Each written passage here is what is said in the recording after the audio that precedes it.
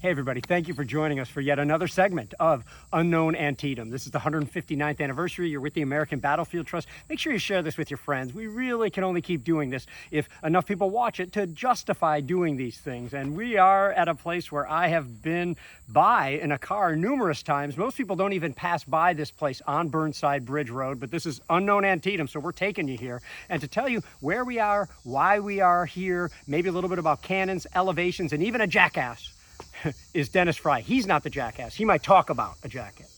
I'm really happy you clarified that. Thank you very much. You're welcome, sir. I'm sure I've been called much, much worse. So, but jackass here is really a compliment for this monument. We are at the southernmost monument on the battlefield. And if you've been following along, we've been trying to take you to places that represent the northernmost monument, the easternmost monument.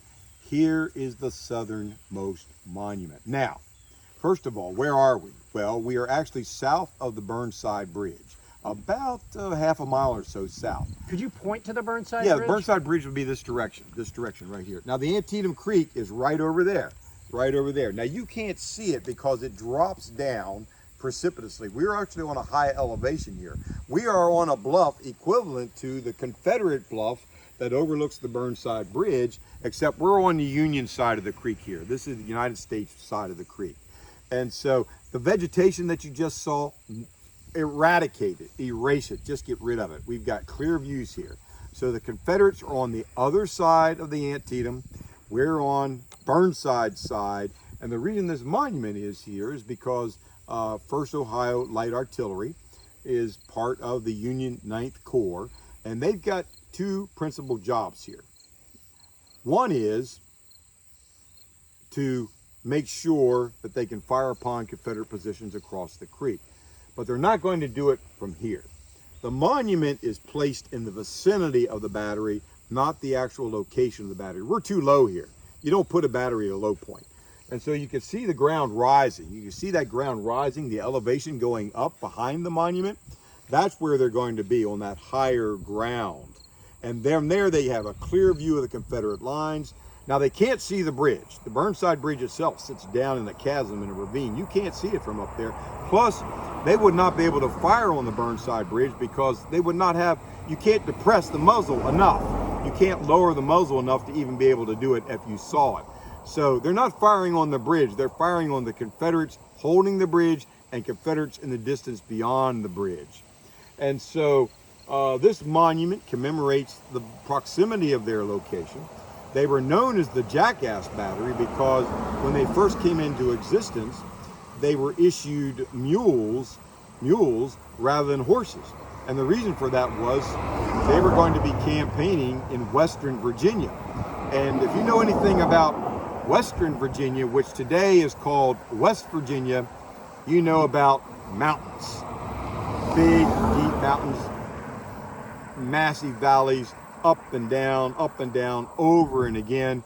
Horses, tough terrain for a horse, but a mule, stronger. Any mule will tell you in mule language that it is smarter than a horse. A mule will tell you it's more powerful than a horse. And a mule also will tell you it doesn't take directions from human beings. I think we better call you the Mule Whisperer then. And so mules became the principal form of transportation for the battery, and that's how it got the nickname Jackass Battery. Now they're going to be very active here.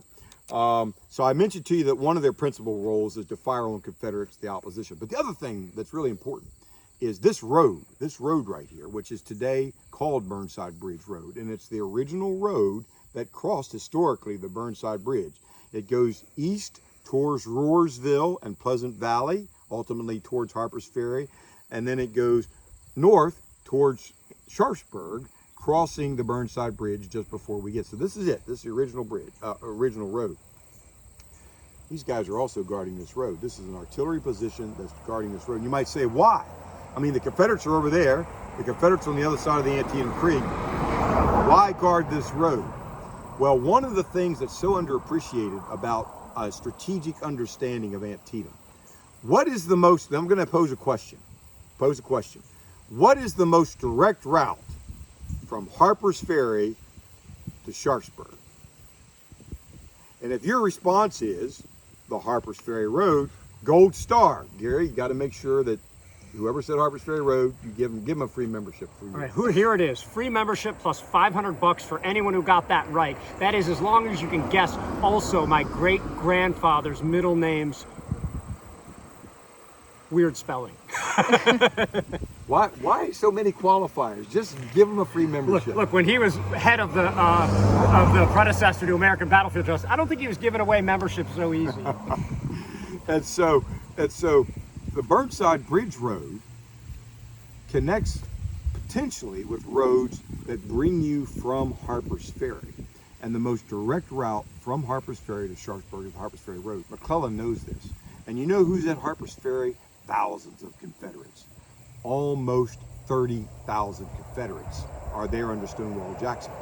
McClellan knows that Harpers Ferry has capitulated. The garrison's given up. So where are those 30,000 people going? Well, McClellan surmises. Remember, he was number 2 in his class at West Point, so he's extremely intelligent. He can figure this out just with good common sense. If there's 30,000 rebels under Jackson and Harpers Ferry and Lee's here at Sharpsburg in front of McClellan, Jackson's on his way. And the most direct route was not through what is today West Virginia and not to cross the Potomac River near Shepherdstown, but the most direct route is to come across the pontoon bridge, which McClellan knows is still standing at Harpers Ferry, and take the Harpers Ferry Road north, which means that McClellan's southern flank, where Burnside is his most vulnerable flank on the battlefield to reinforcing Confederates coming up from Harpers Ferry. And this is an access point right here into McClellan's underbelly. So one of Burnside's principal jobs was not to take that bridge. That wasn't in the cards initially. His principal job, he's looking south. He's looking towards Harpers Ferry. He's guarding the roads from the south that seem to be the most direct approach that the rebels possibly would use to get up here quickly to join Lee.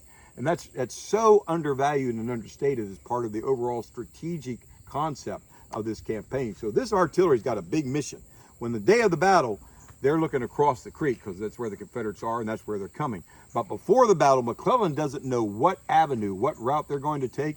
And this artillery and Burnside with his infantry is in position here, right here, to block any Confederates coming from south to north and protect McClellan's southern flank. See, I think that's a great point here, Dennis. And by the way, you're with the American Battlefield Trust. If some of this doesn't make sense, look at the maps we have at battlefields.org or watch our Antietam animated map, which will help to lay out some of the campaign movements. All of us study this stuff because after we know the end. But to be a great historian, to really understand, you got to look at it through their perspective. And that can help answer questions like why these guys were here. Now, Dennis, I think you're leaving us hanging a little bit. You said you're obviously a fan of mules. Mules think they're smarter, but this is the Jackass battery? So what's going on here? How did they get that name exactly? It is the Jackass battery. No mule is insulted by the word jackass. That's a compliment. Okay. Ask a mule. Mule will tell you that's a compliment. So going through the mountains of West Virginia, these guys got used to it. They took jackasses with them. They're going through the mountains, far superior to horsemen. Yeah, and these are very experienced men. This is a very experienced battery here. Much of the 9th Corps is very, very experienced troops. Unlike a lot of other men on the battlefield, the 9th Corps are veteran troops under a veteran commander, Burnside, and in fact, the immediate commander of the 9th Corps had been fighting in Western Virginia, Jacob Dolson Cox. And so these fellows here, this terrain's nothing compared to what they were finding and fighting over in Western Virginia. But yeah, they're up here on the hill, and boy, they did a great job of not only pounding Confederates, but making sure the rebels aren't coming in from the south. Well, then two last things before we close. One, if the 9th Corps is filled with experienced soldiers, let's make sure that if you have any inexperienced soldiers, maybe from Connecticut, that you put them on the extreme left where you're most vulnerable, right when you're 400 steps from victory. And then two, if we've been to the northernmost, the easternmost, and now the southernmost monument, not marker, not tablet, but monument on the battlefield, where's the westernmost one? We'll give you a hint. We've already visited it, and you probably already know about it. Feel free to just pipe in and say, I've been there. And if you can't resist, say which one it is. Anything else to add, Dennis? Well, this place here, there's no parking. It's hard to find. It's not on any battlefield tour map. It's really obscure. It's perhaps the most obscure monument on the Antietam battlefield itself. In fact, this is private property. The monument itself is owned by the government, maintained by the government, but all the property around it is private.